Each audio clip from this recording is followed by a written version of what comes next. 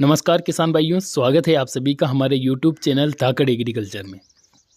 किसान भाइयों, इस वीडियो में हम बात करने वाले हैं लहसुन के बारे में। लहसुन को जब हम खेत से निकालते हैं तो उस समय पर हमें कुछ महत्वपूर्ण बातों का ध्यान रखना पड़ता है। अगर हम सही तरीके से लहसुन को निकालते समय ध्यान देते हैं तो हमें लहसुन से नुकसान नहीं झेलना पड़ता है। बहुत सारे एरिया में इस समय पर लहसुन का जो निकालने का काम है वो चल रहा है। ऊटी लहसुन लगभग किसान भाइयों ने निकाल ली है। कुछ ही परसेंट किसान भाइयों की ऊटी लहसुन इस समय पर खेत में खड़ी है। इसके अलावा बात करें रियावन, देसी लहसुन, आमलेटा लहसुन, ये सभी लहसुन इस समय पर खेतों में खड़े हैं। तो अब उनके निकालने का समय भी नज़दीक आ रहा है। तो ऐसे में हमें सभी जानकारियां होना काफ़ी ज़्यादा ज़रूरी है कि हम लहसुन की हार्वेस्टिंग कैसे करें, लहसुन को निकालते समय कौन कौन सी बातों का ध्यान रखें। तो आज के इस वीडियो में हम बात करने वाले हैं कि जब हम लहसुन को निकालते हैं तो उस समय पर हमें कौन कौन सी सावधानियाँ रखनी चाहिए। किसान भाइयों, अलग अलग क्षेत्रों में अलग अलग यंत्र के द्वारा लहसुन को खेत से निकाला जाता है। कहीं पर टिलर की सहायता से निकालते हैं, कहीं पर कुल्ली की सहायता से निकालते हैं और कुछ क्षेत्रों में तो ऐसे किसान भाई होते हैं जो डायरेक्ट खुदाल की सहायता से ही लहसुन को निकालते हैं। किसी भी ट्रैक्टर वगैरह का सहारा नहीं लेते हैं, डायरेक्ट निकालते हैं। तो ऐसे में हमें लहसुन को निकालते समय भी काफ़ी ज़्यादा ध्यान देना पड़ता है। तो वो प्रमुख सावधानियाँ कौन सी है जो हमें लहसुन को निकालते समय ध्यान में रखना चाहिए, उसी के बारे में आज इस वीडियो में हम बात करेंगे। किसान भाइयों, अगर आपको ये जानकारी पसंद आ जाती है तो हमारे वीडियो को लाइक कर देना और हमारे इस चैनल को सब्सक्राइब जरूर करना।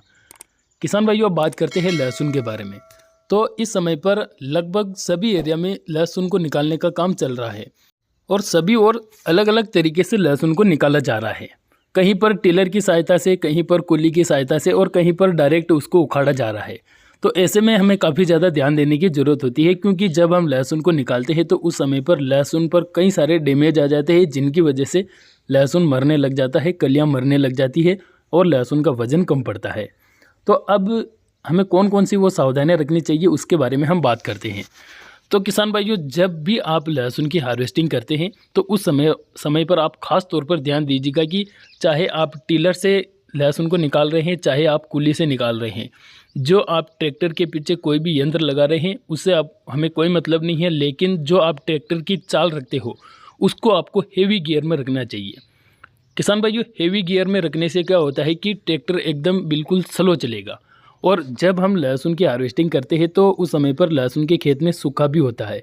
तो ऐसे में अगर हम टिलर को ज़्यादा गहराई में लगा देते हैं तो उससे ट्रैक्टर पर लोड पड़ता है और ट्रैक्टर के जो बड़े टायर होते हैं वो स्लिप मारने लग जाते हैं। तो ऐसे में अगर ट्रैक्टर स्लिप मारने लग जाते हैं तो उससे क्या होता है कि फिर लहसुन, जो टायर के नीचे जो लहसुन होता है वो डैमेज हो जाता है, फूट जाता है।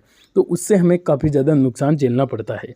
तो यह चीज़ आप खास तौर पर ध्यान रखिएगा कि आप चाहे कोई सा भी यंत्र हो, टिलर हो, कुली हो, किसी भी ट्रैक्टर के पीछे अगर आपने कोई सा भी यंत्र जॉइंट कर रखा है तो उसको, ट्रैक्टर को आपको हेवी गियर में चलाना है ताकि ट्रैक्टर पर कोई लोड ना पड़े और ट्रैक्टर स्लो रेस में चलता रहे।